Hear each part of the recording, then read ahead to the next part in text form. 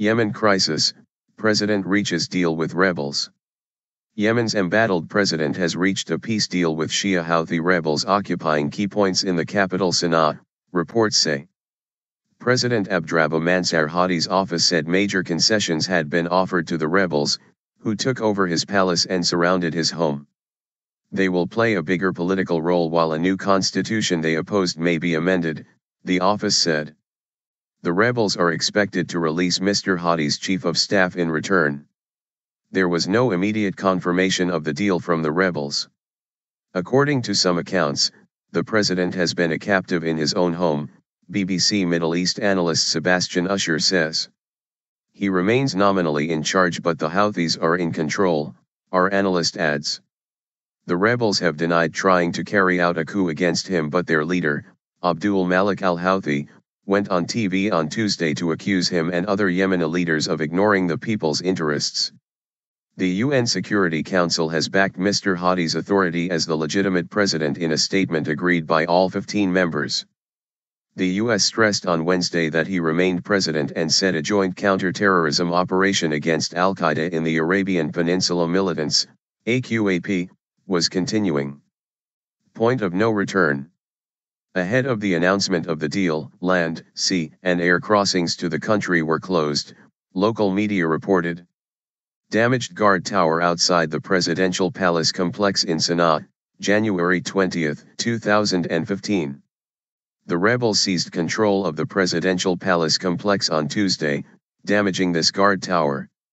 A Houthi fighter screens members of the Yemeni presidential guards, wearing civilian clothes, as they leave the presidential palace with their belongings in Sanaa, January 21, 2015.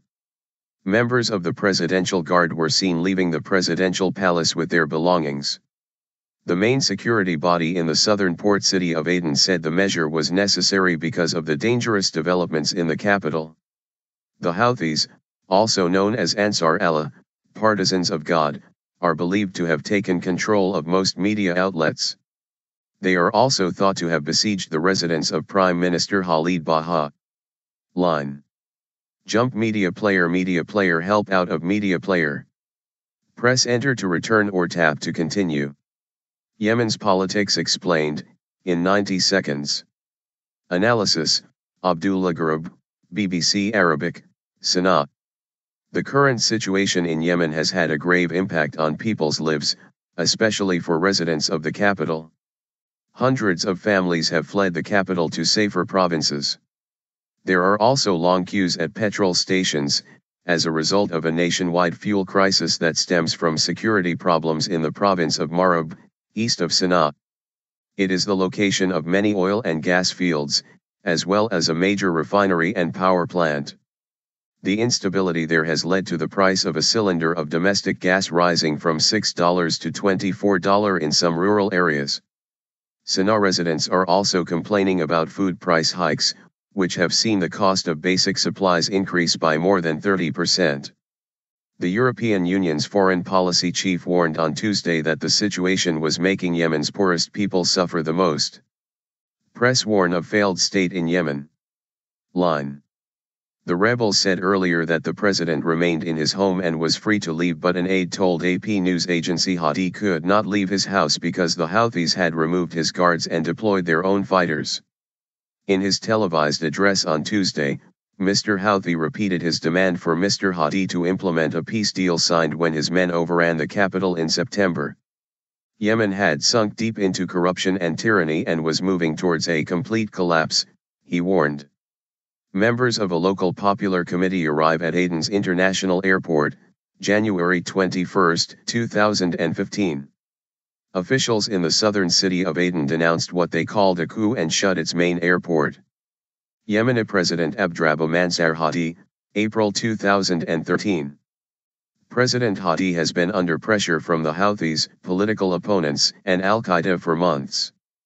Mr. Houthi accused the government of encouraging the spread of AQAP, which has vowed to defend Yemen's Sunni community against the Houthis. Mr. Hadi's chief of staff, Ahmed Awad bin Mubarak, was abducted on Saturday. The draft constitution is hoped to bring an end to years of instability and underdevelopment. The General People's Congress Party of the former president, Ali Abdullah Saleh, has endorsed the rebels' demands. Mr. Saleh has long been suspected of backing the Houthis, even though he fought against them before being forced to step down after a popular uprising in 2011. On Wednesday, the Qatar-based TV channel Al Jazeera broadcast what it said was a leaked conversation showing collusion between Mr. Saleh and the Houthis. The Houthis, who adhere to a branch of Shia Islam known as Zaydism, have staged periodic uprisings since 2004 in an effort to win greater autonomy for their northern heartland of Sanaa province. Since July, the rebels have inflicted defeats on tribal and militia groups backed by the leading Sunni Islamist party, Islah, and battled AQAP as they have pushed into central and western provinces.